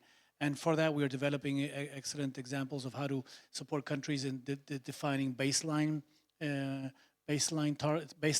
estimates from where to build on their progress. But also we count on civil society partners to help us on that accountability, advocacy for accountability, holding our partners accountable, holding WHO, holding member states, holding partners accountable. That is one of the leading roles of civil society, of lived experience. We call on you to ensure that you also have your accountability frameworks on the ground in communities and can ensure that this is progress, this is real progress. Thank you very much, Guy. And I think we should give a round of applause to the panel. Please, panel 2, you are welcome to step down and take your seat.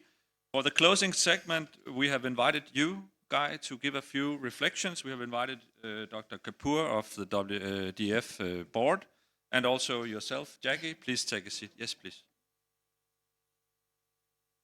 We have a few minutes left for reflections of the session. And as I said, just after the session, we have some light food served outside. But we've been through a tour of the world. We have heard about the Global Diabetes Compact. We've heard from people with lived experience. We've heard some very impressive country cases from Uzbekistan, Tanzania, and Argentina, and Aruba. And we've had a very interactive session with many questions. And I guess taking us through all this in less than 100 minutes is quite an endeavor, but it also shows the encouragement and the commitment that we see from so many stakeholders worldwide. So having heard all this, Guy, and having presented the Global Diabetes Compact to us here when we started the session, what is your reflection from all this? How do we reach those targets, and what is your takeaways from today? Please. Difficult to summarize, actually, because it's such an impressive discussion, such impressive insights. But probably that is probably one of the main takeaways, the global tour. The global tour is so important. It's transcendental to understand the value of initiatives like the Global Diabetes Compact.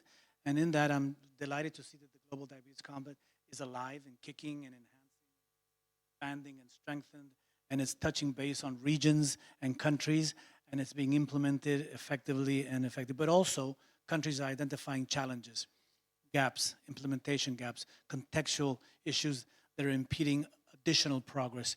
And I think this is interesting. The global tour is an interesting insight on how countries, even above and beyond the Global Diabetes Compact and its framework and its targets and its implementation models, countries are already progressing. I think we've got excellent, amazing examples from countries, from countries, how they are dealing with this whole of systems approach, the life course, the policy development, the advocacy moments, the implementation frameworks, and they're also, while demonstrating progress and successes, they're also identifying some of the challenges to continue with that progress, to fast-track progress into 2030 when we have to demonstrate those targets. So, and good to see that some of those challenges are being addressed by the work of the Global Diabetes Compact. So it's not necessarily that we want a top-down approach where we have the GDC and we want that implemented, contextualized, and then addressed at national and subnational level. It's how we meet the bottom up and the top down. How the Global Diabetes Compact meets with the successes at country level. How can both can be adapted and talk to each other and can demonstrate sort of how we can pinpoint some of those processes. But very much we need to learn and fertilize the Global Diabetes Compact with those lessons learned from the ground. So I'm going to take on your promise, your commitment, both of yours commitments to continue with the global tour, because we need more of those insights and how we can continue adapting a very dynamic process, which is the Global Diabetes Compact. So congratulations to all who presented. It was really impressive, the successes on the ground. I think we can learn so much, and we can continue adapting, as I say, our WHO policies, programs, and services, and the initiative itself from what we're learning from you. Thank you, Guy, and also many thanks for your statement earlier on here, some minutes ago, about the commitment to the Global Diabetes Compact from the WHO itself.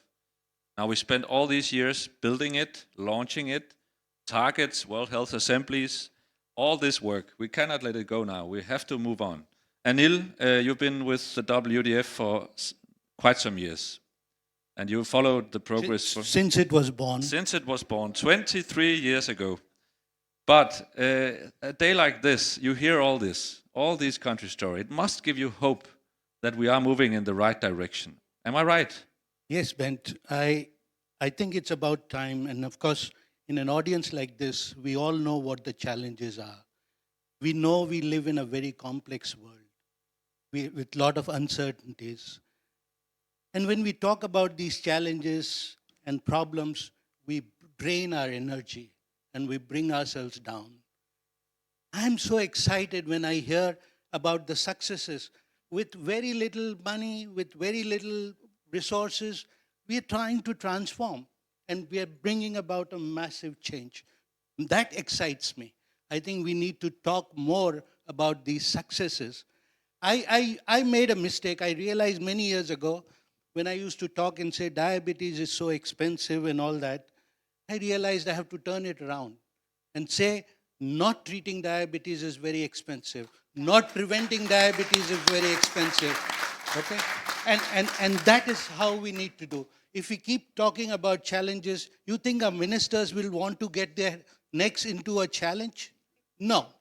When we showcase them what is being done, and it can be done, and it doesn't need mega bucks to get it done, they will all want to be part of it. And that is what we need to do. We need to showcase what has been done and what can be done. And that excites me. So to me, this was a fantastic thing. And in WDF, I live this high every day, because when I read reports from our projects, I get so excited. When I talk to our program managers, I get so excited. Let's do this now. Let's do that now, because that creates that excitement. So I think we need to turn things around, not talk so much about, we all know what the problems are. Even the patient groups know, even the young leaders know, we all know. In this group, let's not do that. Let's up our energy and talk about successes and what can be done. Thank you, Anil, very much for your inspiration to all of us in WDF and to the audience. I'm sure everybody can see the commitment and the aspirations that we share. Last but not least, Jackie, now you are in the closing panel and you're going to give closing remarks. Thank you for the co-moderation. I think it went extremely well. It was a pleasure. But now I'll turn you into the other role with the final remarks for today. As I always say, I'm very well in front of the camera and behind the camera as well. And now you are in the front of the camera. Yes. Now you are in the front of the camera. Right? You So are, we can in do fact, the Oscars. you are literally in front of the camera, because we have 600 or more people online. So this will be the final words of this session. Please, your perspectives on the session today and the future ahead of us, IDF, World Diabetes Foundation, WHO, and all these many stakeholders who are here and those who are online, the unity onwards towards 2030 and how we can achieve the targets. Please, Jackie, a few final remarks from you. Thank you so much. This is a huge responsibility. I will have to say that we are at a crossroad, definitely. On one hand, we have more technology than ever, more resources than ever, more international organizations than ever, and yet we see the numbers on the rise. If this is not a call to action, please tell me what is. And I would say, let's not create more organizations. The Global Diabetes Compact is excellent. I'm looking forward to joining efforts. I would suggest right now, you will say she's the queen of suggestions. I am also the queen of action. So I should suggest at this moment to create a diabetes front. Let's forget the names of our associations and have one goal: to work for those living with diabetes in every little community in the third world countries, in the first world, because they face sometimes the same challenges. I want you to go from here out of the sessions with 3 ideas in your mind. We need to translate the ideas into actions. We need to build the strong policy. This is not poetry, it's action. Every one of us can knock on the door of the ministry, have a meeting with the minister, let them know what we are doing. They may not hear us the first time. Be insistent, be persistent, be perseverant. I found many closed doors, even at the IDF when I first joined, and look at me now. I am the walking example that perseverance gets you somewhere. And we want to be somewhere, not for us, not for ourselves. We are here with a responsibility to serve those living with diabetes. And as the mother of a daughter living with diabetes, I carry this as a mission, not only on my shoulders, in my heart as well. And the third thing, we need to mobilize resources. So this is a call to all of us, and I speak here for IDF, to all of us. Let's do this diabetes front. All of us, put hand in hand, collaborate together, join the efforts to give a better quality of life to every single person living with diabetes. And if what we heard today is something, it's a hope, it's a light at the end of the tunnel called diabetes.